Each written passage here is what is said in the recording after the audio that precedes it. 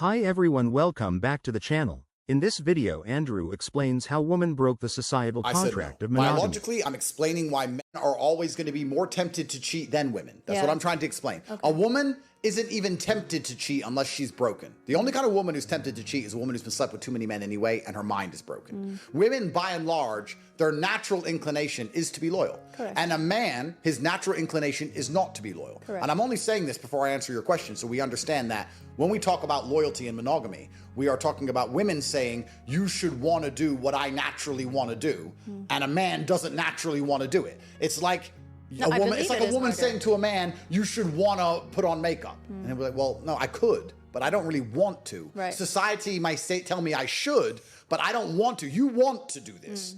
So women and men are fighting a different battle here because women want to be loyal anyway. So we have the moral aspect, we have the biological aspect, and then we have the societal aspect. And this is the point I got to at the end. Societally, we were supposed to do exactly as you described. But women broke that contract. Women broke the societal contract when they decided to not listen to men anymore. What man in his right mind would get married in the West? I feel like the sanctity of marriage is not respected by men or women nowadays. I totally agree with that. Yeah. Of course it's not. It's destroyed. So in the West, it doesn't even make logical sense for a man to get married. Why would he? I mean, you have to be an idiot. You have to be a simp or emotionally, like, I'm at the point now where I see a man in the West, and I'm not going to talk about the Arab world because it's different. There's a lot more tradition here. It's many years behind. But if I see a man in America getting married, I look at him like he's a simp. I'm like, you're an idiot. You're a dummy. For what? What are you marrying her for? Like, I mean, okay, if she's your high school sweetheart, cool. But no, she's not. She's a stripper. You met her in a club in Miami. So what are you doing? Why are you marrying her? This is all women's fault.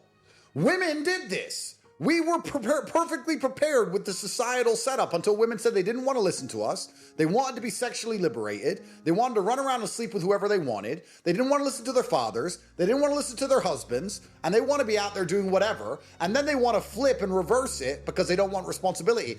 The average woman on the street, if you ask her what she wants to do, she says, I want to go to school and I want to go to college and I want to have fun and I want to explore and I want to travel the world and I don't want to listen to a man and I want to go all around the world. I want to go backpacking and I want to go to Dubai and I want to go on a boat. And then when that's all done, maybe when I'm 35, then I want to meet a nice man. Then I want to settle down. When men hear this, we're saying, okay, so you want to run around and sleep with everybody.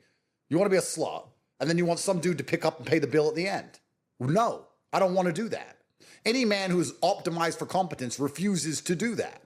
Now, if I, right now, in a hypothetical, because I don't talk about my personal life very much because I have enough enemies. If I went out there and met a virgin, 23-year-old religious woman who's never been with a man, who's going to obey everything I say and trust me to guide and lead her, would I marry her? Yeah, of course. It's not about being anti-marriage. What I am is anti the choice of wives that exist in the world today. If I'm going to go to Miami and meet a girl and be like, oh, she's my girlfriend now, and people say, so when you getting married, you've been together a while, I'm going to say fucking never because I don't know what she was doing before I met her. I'm sorry, I'm not going to be that guy. And the reason I'm not going to be that guy is because I have been the guy who looks at a girl getting married thinking, bro, if you knew what I knew about her. I can't be that guy. I'm sorry, I can't. And most men optimized for competence can't. And there's not a single man out here. There's not a single man out here in the modern world of this misandrist, matriarchal world where everything about being a man is demonized. If you're remotely masculine, you're called every name under the sun, who's going to go out there, dedicate himself, work hard, be motivated, struggle to become rich and important and successful and finally make it out the matrix, the 0.001%, to then pick up some woman who'd been running around doing whatever she wants and just marry her and spoil her so that she could eventually take half his stuff. Men aren't doing that. And it's women's fault.